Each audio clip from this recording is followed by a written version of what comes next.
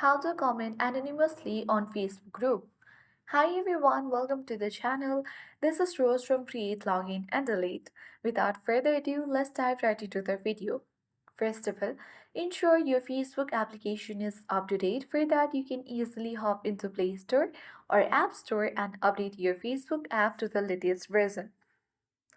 Now you need to launch the Facebook app and ensure you are logged into your account. Tap menu icon at top right corner of the screen. Now choose groups and you will see all the list of the groups. Tap on in particular group and you need to choose the anonymous post which is posted by anonymous users on this group. Scroll down and here you got the post. Simply in order to comment anonymously you need to tap comment anonymously and you can easily type in any comment if you wish to. And now tap on the arrow at bottom right corner of the screen. Now the comment will look like this. Your real name won't be shown and it will be shown as anonymous participants.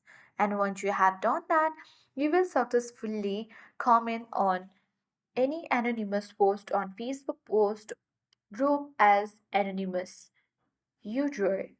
So you need to note that the anonymous commenting features will only be available to the anonymous post.